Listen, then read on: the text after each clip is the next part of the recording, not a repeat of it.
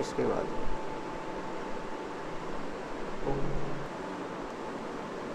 मेरे प्यारे विद्यार्थियों, आपका स्वागत है उत्कर्ष यूट्यूब चैनल पर। मैं आपको कक्षा 10th की मैथ पढ़ाऊँगा। हम आज स्टार्ट करते हैं एक नई एक्सरसाइज, वास्तविक संख्याएं। क्या स्टार्ट करते हैं? वास्तविक संख्याएं। अब वास्तविक संख्याओं क्या होती हैं, क्या नहीं होती हैं, इससे पहले हमें हमारी पुरानी नॉलेज भी चेक करनी है। तो पुरानी नॉलेज में आपने बहुत सारी संख्याओं के बारे में पढ़ा होगा। तो हम स्टार्ट करते हैं। पहली संख्या क्या पढ़ी हमने? प्राकृतिक संख्या।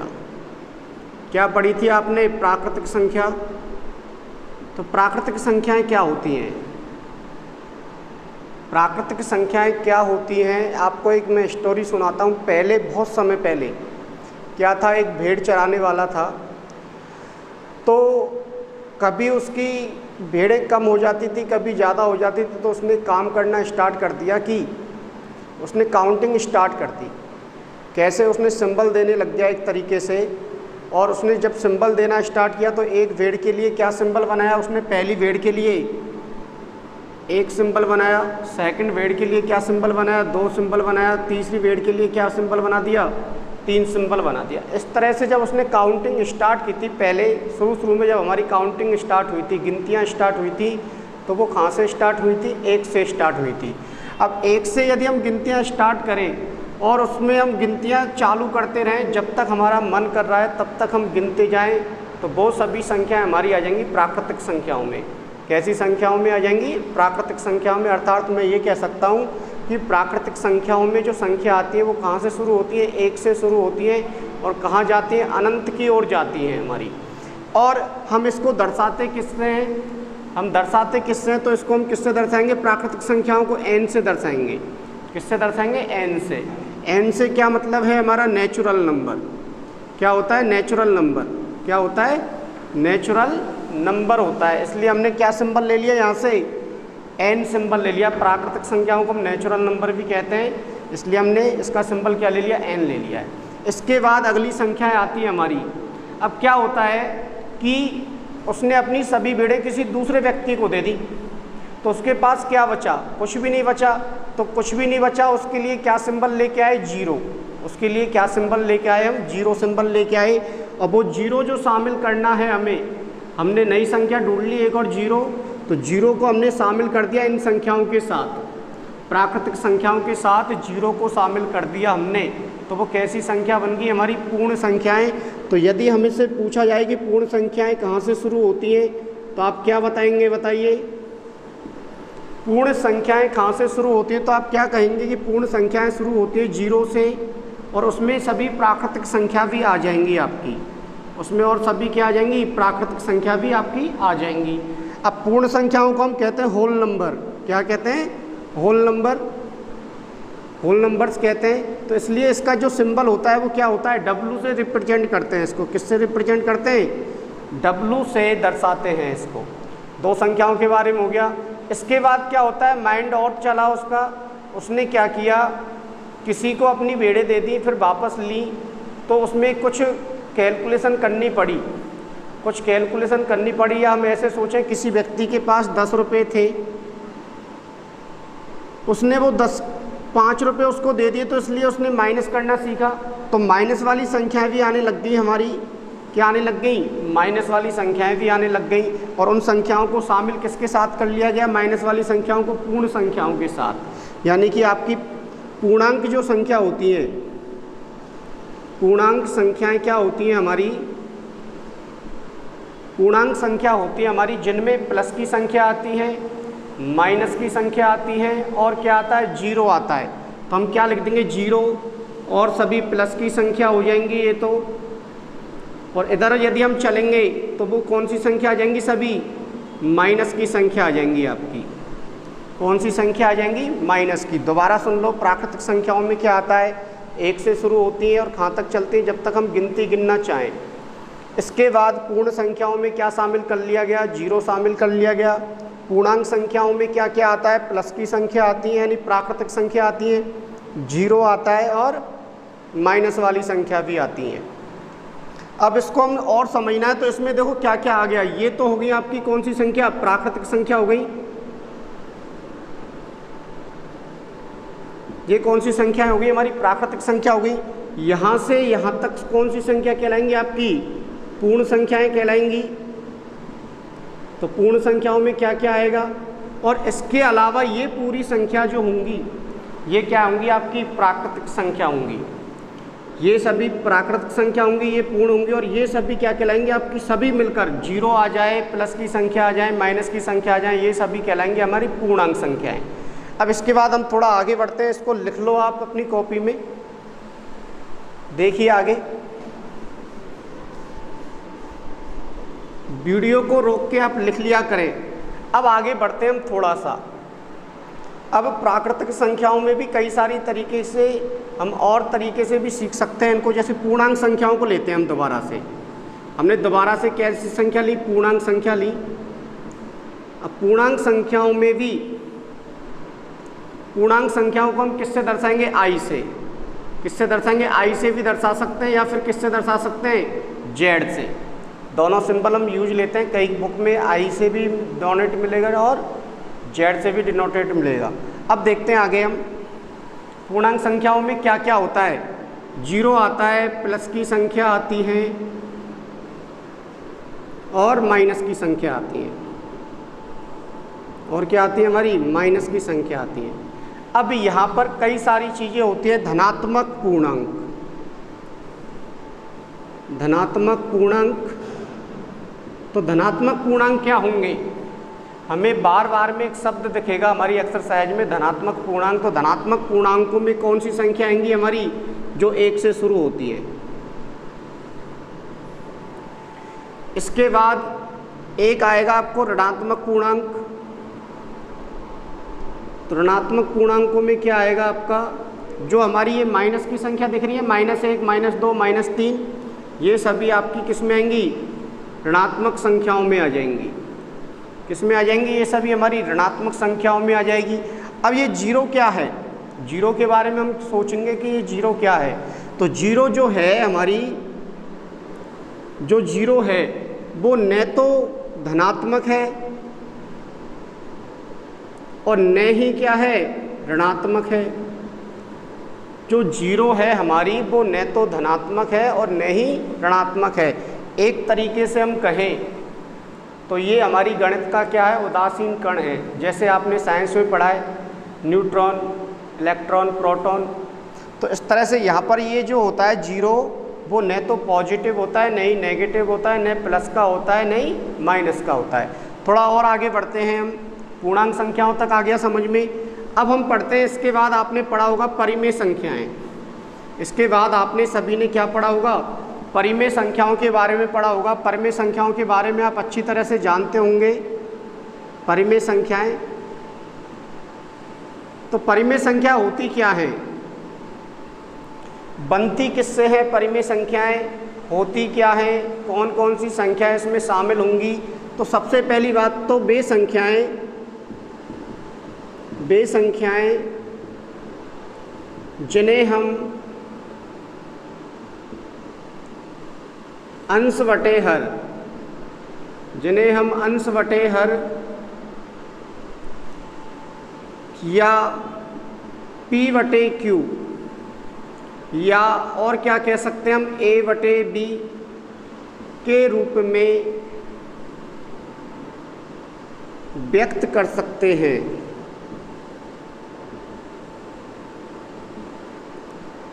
आपकी परिमेय संख्या क्या होंगी? वे संख्याएं जिन्हें हम अंश बटे हर के रूप में लिख दें, या P बटे Q के रूप में लिख दें, या A बटे B के रूप में लिख दें।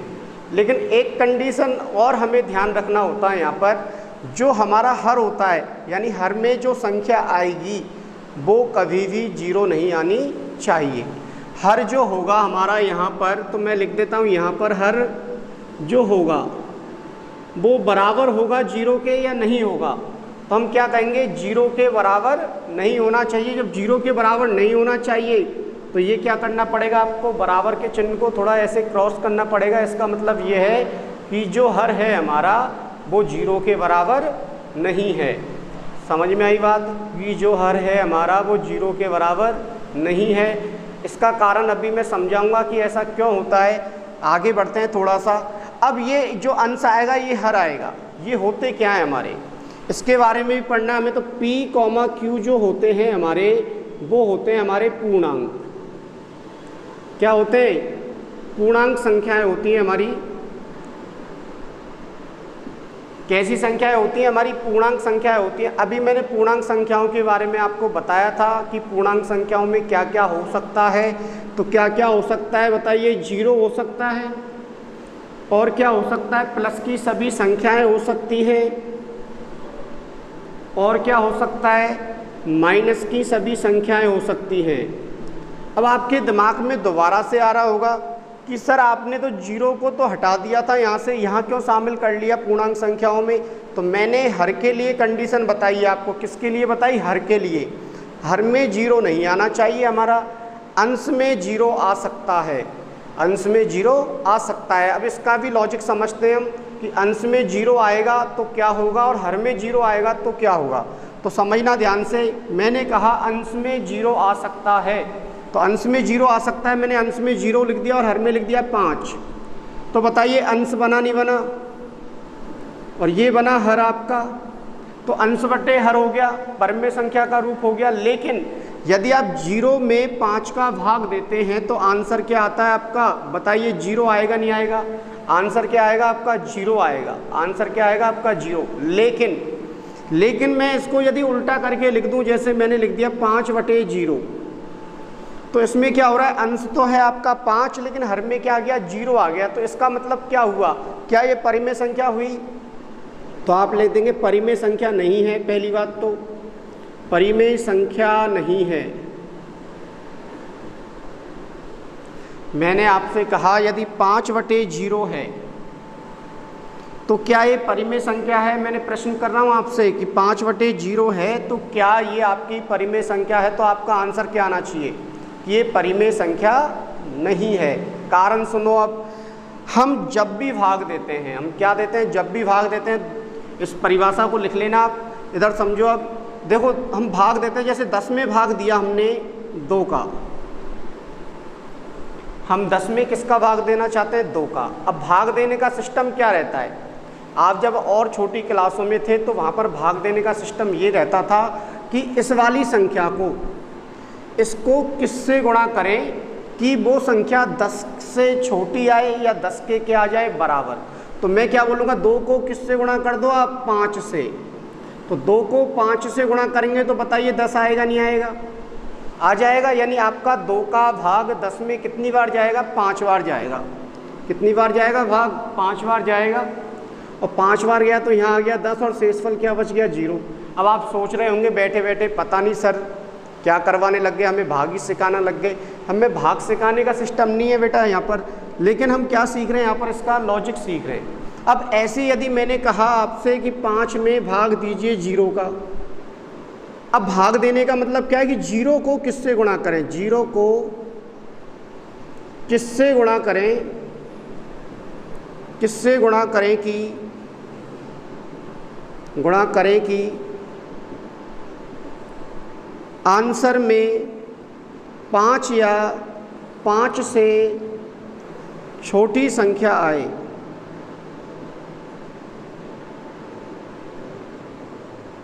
दोबारा सुनना, मैं क्या बोल रहा हूँ? 0 को किससे गुणा करें आप कि गुणा करने पर 5 आ जाए।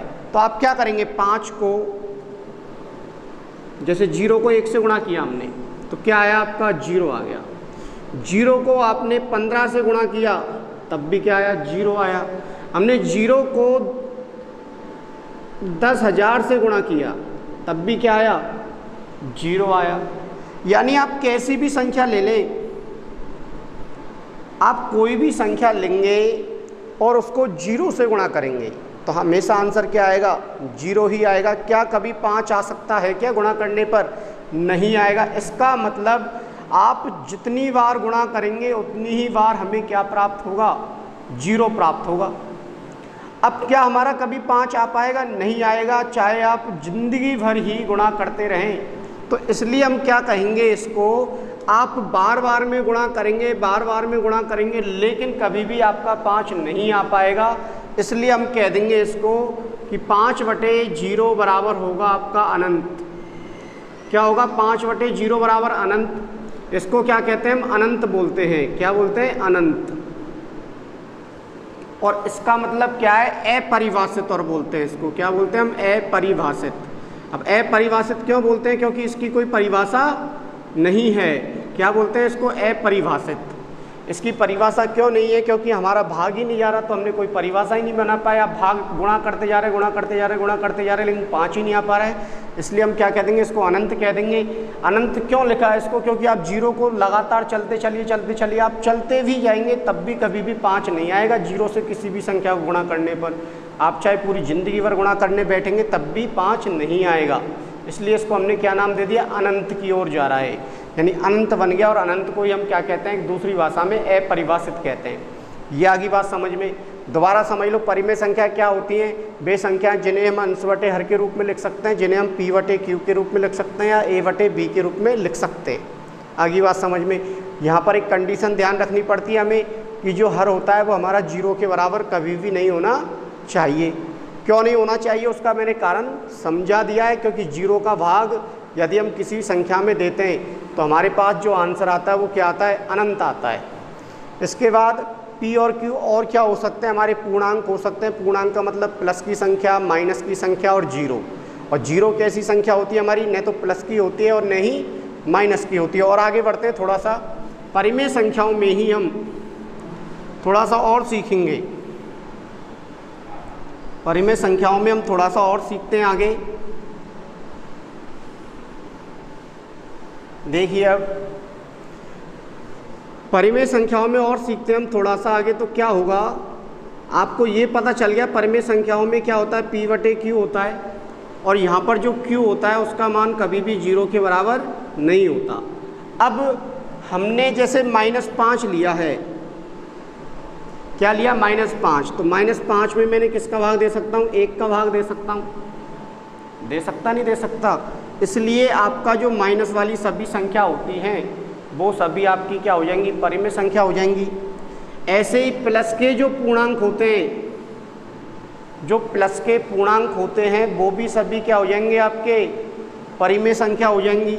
और मैंने एक लिया 0 और 0 में मैंने 1 का भाग दे दिया, तो बताइए अंश बटे हर बना नहीं बना? ये अंश हो गया, ये हर हो गया। यहाँ पर मैंने किसका भाग दे दिया? 1 का भाग दे दिया, तो ये भी क्या हो गया? अंश बटे हर हो गया आपका। हुआ नहीं हुआ? अंश बटे हर के रूप में व्यक्त कर दिया। यानी परिमेय संख्याओं में कौन कौन सी संख्या आएंगी आपकी? तो मैं क्या कह सकता हूँ आपको? प्राकृतिक संख्या जो होती है वो सबसे छोटी संख्या होती है। इनमें कौन कौन सी संख्या आती है? 1 2 3 4 डॉट डॉट डॉट। इसके बाद मैंने ले लिया इसमें पूर्ण संख्या। कैसी संख्या ले लिया? पूर्ण संख्या ले लिया। पूर्ण संख्या में क्या क्या आ जाएंगी? 0 और शामिल हो जाएगा। ये पूर्ण संख्या का व्रत है पूरा की पूरा। इसमें ये सभी संख्याएं शामिल हो गई। इसके बाद में क्या लिख सकता हूँ? पूर्णांक। क्या लिख सकता हूँ? पूर्णांक लिख सकता हूँ। पूर्णांकों में और क्या आ जाएगा? देखो, प्राकृतिक संख्या आ गई, 0 आ गया और माइनस की संख्या और लिख देता हूँ मैं यहाँ पर। तो ये आपकी क्या हो गई? पूर्णांक संख्याएं हो गई। अब इसके बाद क्या आएगा आपका? परिमेय संख्या p/q रूप की। तो ये सभी जो होंगी प्राकृतिक संख्या परिमेय संख्या होंगी, पूर्ण संख्या परिमेय संख्या होंगी, पूर्णांक संख्या परिमेय संख्या होंगी। और यहाँ पर एक बात का जरूर ध्यान रखना पड़ता है कि q का जो मान होता है वो 0 के बराबर नहीं होना चाहिए। इस बात को जरूर ध्यान रखना हमें कि परिमेय संख्याओं में हर का मान कभी भी 0 नहीं लेना है। उसका मैंने कारण आपको समझा दिया है। अब देखो, आपसे कई छोटे छोटे प्रश्न होते हैं कि क्या प्राकृतिक संख्या पूर्ण संख्या होती है? होती है। क्या पूर्ण संख्या पूर्णांक संख्या होती है? होती है। क्या पूर्णांक संख्याएं परिमेय संख्या होती है? तो उत्तर क्या आएगा? होती हैं। यदि आप अंदर से बाहर की तरफ बढ़ रहे हैं तो आंसर आ रहा है यस में। हाँ, मैंने क्या कहा? अंदर से बाहर की तरफ बढ़ रहे। क्या प्राकृतिक संख्याएं पूर्ण संख्याएं होती हैं? तो आंसर क्या आएगा? हाँ, होती हैं। क्या पूर्ण संख्याएं पूर्णांक संख्या होती हैं। क्यों? क्योंकि पूर्णांक संख्याओं में क्या क्या शामिल होता है? जीरो शामिल होता है नहीं होता है? होता है। 1 2 3 4 शामिल होता है नहीं होता है? होता है। अब क्या परिमेय संख्याएं में ये सभी संख्याएं शामिल होंगी नहीं होंगी? होंगी, क्योंकि प्राकृतिक संख्याओं को हम लिख सकते हैं। जैसे 4 है, 4 को मैंने क्या लिख दिया? 4/1। परिमेय बनी नहीं बनी? पूर्ण संख्या में ले लेता हूँ मैं 0/1। बताइए परिमेय संख्या बनी नहीं बनी? पूर्णांक संख्याओं का भी एक उदाहरण ले लेता हूँ, -3/1। क्या परिमेय संख्या बनी नहीं बनी? बन गई। अब हम आगे बढ़ते हैं। इसमें और क्या होता है, सुनना ध्यान से आप। अब जो आपके छोटे छोटे लॉजिक आ रहे हैं उनको ध्यान से सुनना आप। और देखिए थोड़ा सा, मैंने लिखा 1/2, अंश बटे हर है। मैंने कहा कि अंश को भी 2 से गुणा कर दो और हर को भी 2 से गुणा कर दो। 1/2 में मैंने अंश को भी 2 से गुणा कर दिया और हर को भी 2 से गुणा कर दिया, तो बताइए क्या बन जाएगा? 2, और 2 गुणा 2 करेंगे तो कितना जाएगा? 4। 2/4। क्या 1/2 और 2/4 आपस में बराबर हैं? तो आप क्या कहेंगे? हाँ बराबर हैं। क्यों बराबर हैं? क्योंकि आप दोबारा से यदि 2/4 को सॉल्व करना चाहेंगे तो देखिए 2 से 2 कितनी बार कट जाएगा? 1 बार कट जाएगा। और 4 कितनी बार कट जाएगा आपका? 2 बार कट जाएगा। तो 1/2 आंसर निकल के आ रहा है आपका RHS। ये हो जाएगा आपका क्या? LHS। और ये क्या हो जाएगा आपका? RHS। अब RHS को सॉल्व किया और सॉल्व करने के बाद हमने क्या देखा कि 1/2 आंसर आ रहा है हमारा। तो इसलिए हम इनको क्या कहेंगे? समान परिमेय संख्याएं कहेंगे। क्या कहेंगे? समान परिमेय संख्याएं कहेंगे। इसका मतलब ये होगा, यहाँ पर हमें एक बात का ध्यान रखना होगा। यहाँ पर यदि हमें ऐसा दिख जाए 10/15, हमें क्या दिख जाए? 10/15 दिख जाए, तो हमें जितना भी सॉल्व कर सकते हैं या सरल कर सकते हैं उसको और सरल करेंगे। तो 10 में किसका भाग जा सकता है? 5 का। कितनी बार जाएगा? 2 बार। और 5 में 5 का भाग कितनी बार जाएगा? 3 बार। तो 2/3 जो होगा आपका, वो आपकी परिमेय संख्या होगी। अब आपने क्या देखा यहाँ पर कि 2 और 3 ऐसी संख्या हैं जो अभाज्य संख्या हैं। कैसी संख्या हैं? अभाज्य संख्या हैं। दोबारा सुनना, मैं क्या बोल रहा हूँ कि 2 और 3 आपकी अभाज्य संख्याएं निकल कर आई हैं। ऐसे यदि हम 2/4 को देखें, आपस में कैंसिल करें तो क्या आ रहा है? 1/2। और 1 जो है वो अभाज्य संख्या नहीं है हमारी, लेकिन 2 कैसी संख्या हमारी? अभाज्य संख्या है। तो पहले हम पढ़ेंगे अब सम संख्या, विषम संख्या और अभाज्य संख्याओं के बारे में क्या क्या होती हैं आपकी। देखिए अब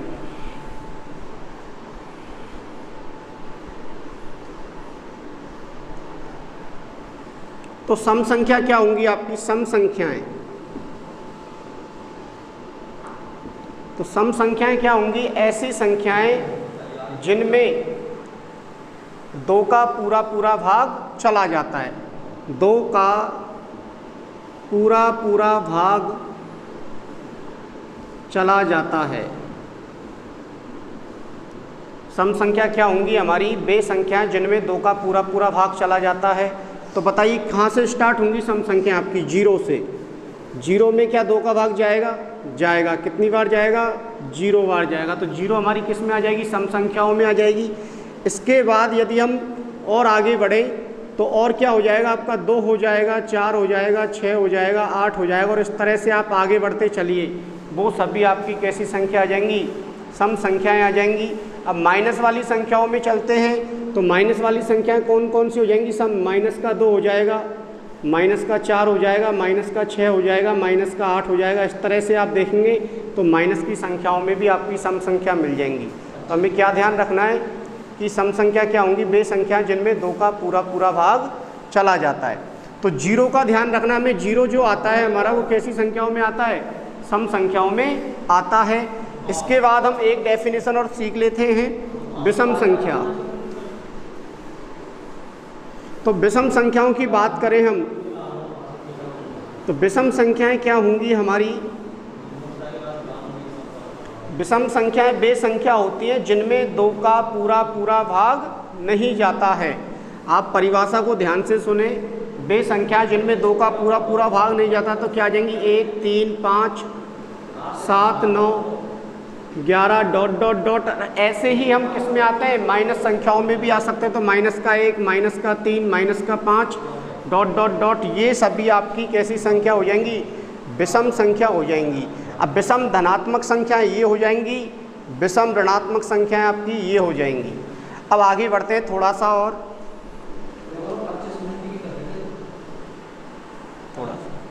और देखते हैं थोड़ा सा आगे हम।